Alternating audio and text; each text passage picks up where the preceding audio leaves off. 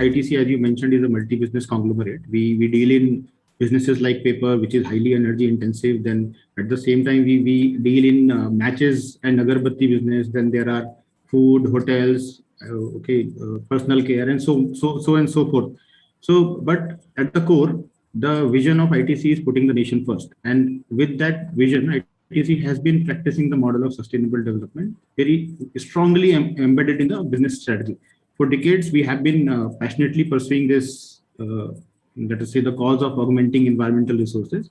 And we strongly believe, and we have found that actually this cause of sustainability is actually a driver for innovation for us. And it actually is creating value not only within the organization, but also for all the stakeholders.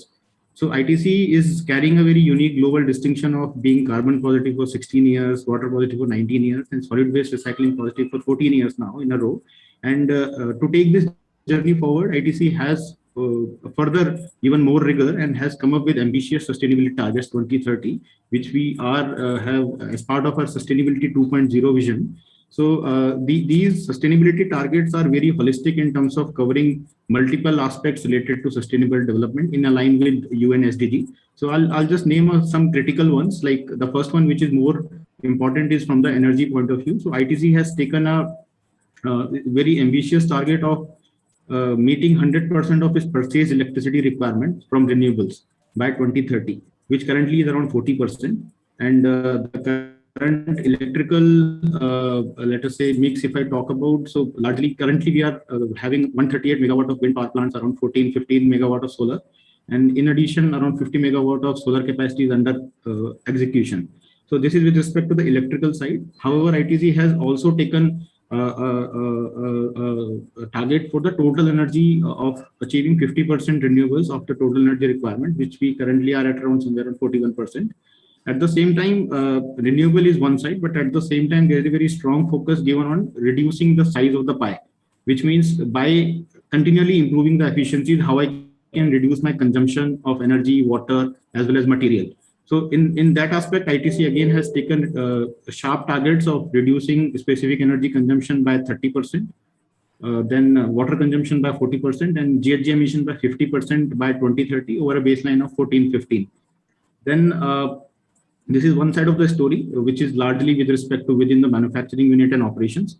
Then coming to the social side also, there are a lot of sustainability targets taken and which are associated with a lot of interventions. Like when ITC say that we are carbon positive and water positive. So currently we are sequestering around 2 to 2.5 times of our CO2 emissions. So which we have taken an ambitious target to sequester around 4 times of our emissions by 2030. And when it comes to rainwater harvesting, so we have taken a target of creating rainwater harvesting potential of over 5 times what we are actually consuming in a net manner in all our manufacturing operations. Then packaging is another area wherein ITC has taken targets with respect to largely plastics and multi-layer. And in fact, this year ITC will become plastic recycling positive, and I would say plastic neutral. Okay, we will be recycling more than what we actually offer as part of our product and services. So ITC will become and will achieve that neutrality within this year. Then at the same time, on the social investment side, ITC has taken a large target of reaching to more than 10 million beneficiaries by 2030, which we currently are at 4 million. And there are multiple social investments projects which ITC is part of, like social forestry, farm forestry, then sustainable agriculture, primary education, women empowerment. So all these aspects, ITC has taken well-defined targets as part of our sustainability 2.0 vision. And these all targets have been taken at group level, and each ITC business has further taken, or these have been trickled down to each business, and accordingly, each division has come out with their short-term and long-term plan. Now coming to ITC Foods specifically, we have imbibed all the targets that have been taken by ITC group as whole. Now within the renewable itself, while our current status is like we are having around 21% of renewable as part of our total energy as compared to ITC's 41%. However, we do have a next 3 to 5 year action plan to achieve around 70%, which is something I'll be able to share in detail in subsequent questions. Okay, so overall, if I see, so these had been ITC's main targets under the overall holistic target umbrella of sustainability 2.0.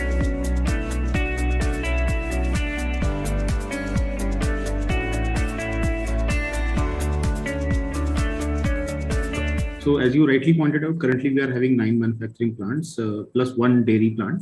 Okay, so if I see our overall energy mix, so it is currently 21% renewable, and still we are depending around 80% on the fossil fuel. Now, before getting into further energy mix, I would just like to highlight one point that in the food manufacturing, for the energy requirement for each type of product varies very, very significantly. It's a very heterogeneous energy requirements in the product portfolio. For an example, which is our main product, it is completely on electrical energy, 100% electrical energy, because it's a milling process. Whereas if I talk about products like snacks or biscuits, wherein some kind of baking or frying is required, so obviously my thermal energy requirement goes up. So now considering the current product portfolio of ITC Foods, so our energy mix is 30% electrical and 70% thermal. Now within this electrical, if I go further down, so currently my electrical renewable is around 30%, out of which 36 is met by wind and 4% is solar. Now, if you ask about the recent trends, so we have found the trend in India, the prices of solar has reduced significantly. The technology has improved. So the same ITC has also utilized. I remember 2018. Yes, 2018 we set up our first on-site solar plant in Calcutta of around 0.5 megawatt. In now currently we are standing at 6.5 megawatt. So in last 3 years, out of these 10 manufacturing locations, in 7 manufacturing plants we have commissioned solar. Okay, and as part of the target that I had shared earlier, where we are targeting to achieve 100% of renewables electricity by 2030, so we have set up a short-term target of achieving 70% in next 5 years. Now, question is how? So its strategy is quite simple: maximizing the on-site solar potential, and then go beyond the on-site and invest in off-site solar. In fact, as I mentioned earlier, around 50 megawatt of solar plants are already in the pipeline. And in fact, within this financial year, we are going to commission 2 offsite solar plants in Tamil Nadu and Karnataka of around 33 megawatt. Now, coming to the challenges in this area, if I specifically talk about on-site solar, as we all know, space and structural stability for the old buildings is one hindrance. Now, coming to the off-site solar, which is the most focus area for us currently, the off-site solar, the biggest challenge is state-wise policies. There are still states where the policies with respect to open access is very ambiguous. Many of the states are still not allowing open access. There is a huge variation of cross subsidy charges and wheeling charges in many of the states. The offsite solar is still a question mark when it comes to the viability because of these ambiguities in the policy. Okay, now coming to the thermal side, which I said 70% of our energy requirement is in thermal. So currently around 18 to 20% of our thermal energy requirement is met by renewables, which is by biomass completely. We do have biomass solid fuel boiler in 3 of our manufacturing locations, one in dairy and 2 in snacks and noodles plant, one in Ranjangaon and another is in Mysore. Okay, and then still we are depending around 80% on fossil fuel, and in fossil still we are using FO largely. And as a strategy, we came up 2 years back as a strategy that replaced FO with a renewable or a cleaner fuel.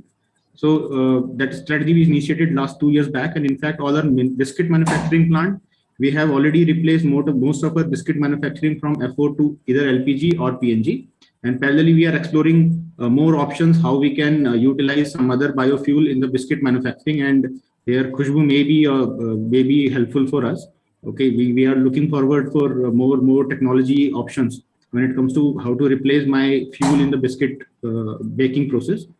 Now coming to the other biomass options, we do have plans of installing biomass based boiler within our 5 more manufacturing plants, so as to have our thermal renewable from 18% to 70% in another 5 years time. And the challenges in the biomass side is what we have found is the very changing price scenario of the traditional fuel, which many a times is making biomass financially unattractive. Okay, and another aspect is the seasonality factor, which affects the cost as well as the quality and ultimately the efficiency. These two we found are the key challenges when it comes to biomass-based thermal. At the parallelly, we are also actively looking solar thermal as another option to meet our thermal requirements, which currently we find have got a lot of challenges with respect to space, then storage of energy, then even the temperature that we require. However, we feel that in next few years, this will come as a very strong technology. At the another hand, as we are heavily investing on our solar power and the renewable power, we are also thinking to change our smaller heating application from thermal to electrical.